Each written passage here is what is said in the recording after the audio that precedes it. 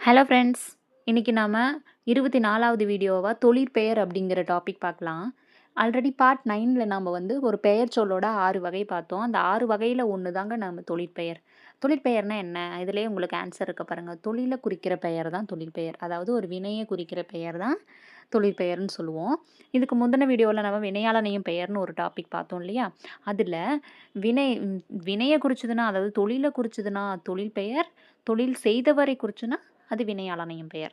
அடுத்து இது வந்து எண், இடம், காலம், பால் காட்டாது அப்படின்னு இருக்காங்க தொழிற்பெயரு. ஆனா வினையாளனையும் பெயர் வந்து இடம், காலம் இதெல்லாம் காட்டும். இடம்னா என்ன? அந்த 3 இடம். தன்மை, முன்னிலை, படர்க்கை அப்படிங்கிறதும், காலம் அப்படிங்கிறது நிகழ்காலம், எதிர்காலம், இறந்த காலம் இந்த இது இது எல்லாம் காட்டுச்சுன்னா அது வினையாளனையும் பெயர். இந்த எண், இடம், காலம், பால் எதையும் காட்டாம வந்துச்சுன்னா அது வந்து தொழிற்பெயர். அடுத்து இது படர்க்கை இடத்துல மட்டும் தான் வரும். ஆனா வினையாளனையும் பெயர் தன்மை, முன்னிலை, படர்க்கை அப்படின்ற 3 இடத்துலயுமே நமக்கு வரும்.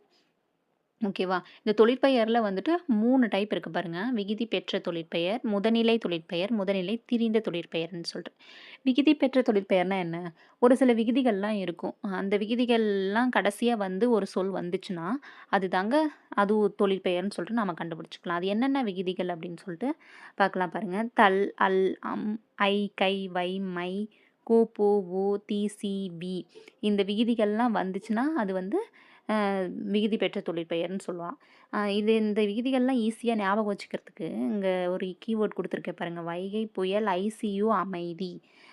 இதில வந்துட்டு வைகை, பூ, அல், ஐசிஉ, அமைதி. அப்புறம் கூவி அப்படிங்கிற 2 விகுதி எக்ஸஸா இருக்கு. இத ஞாபகம் வச்சுக்கிட்டீங்கன்னா, ஈஸியா நீங்க ஞாபகம் வச்சுக்கலாம். அதுக்கான எக்ஸாம்பிள்லாம் பாருங்க. தல், தல் விகுதி பெற்ற தொழிற்பெயர் நடத்தல், உண்ணல், வாழ்வு, ஊ விகுதி, கை விகுதி இதெல்லாம் பெற்று வந்ததுனால இது விகுதி பெற்ற தொழிற்பெயர்ல வரும். அடுத்து முதனிலை தொழிற்பெயர். முதனிலை தொழிற்பெயர்னா ஒரு வினைச்சொல் வந்து ஏவல் ஒருமை வினையா வந்து குறுகி வந்துச்சுன்னா அதுதான் வந்து இங்க வந்து முதுநிலை தொழிற்பெயர்ன்னு சொல்றாங்க பாருங்க. இடின்றது இடித்தல். இடித்தல்ன்ற பொருள் வந்து வினைச்சொல் வந்து இடி அப்படிங்கிற ஏவல் ஒருமையாகவும், கொதித்தல் அப்படிங்கிறது கொதிங்கிற ஒரு ஏவல் ஒருமை வினையாகவும் அமைஞ்சிருக்கு. அதனால இது வந்து முதநிலை தொழிற்பெயர்ன்னு சொல்றோம். அடுத்து முதநிலை திரிந்த தொழிற்பெயர். இந்த சூடு அப்படிங்கிறது வந்து சுடுதல் அப்படிங்கிற பொருள்ல வர்றது. அந்த சுடுங்கிறது சூடாகவும், பேரு தமிழ் படிக்கும் பேறு பெற்றேன். பெரு அப்படிங்கிறது வந்து நமக்கு பேராவும் திரிஞ்சு வந்திருக்கு. அதனால இது வந்து முதல்நிலை தொழிற்பெயர்ன்னு சொல்லுவோம். ஓகே. முன்ன வந்து வினையாளனை பெயர் பார்த்தோம். இப்போ இதில தொழிற்பெயர் பார்த்துட்டோம். தொழிற்பெயருக்கும் வினையாளனை பெயரும் கம்பைன் பண்ணி இந்த வீடியோல நம்ம பார்த்தாச்சு.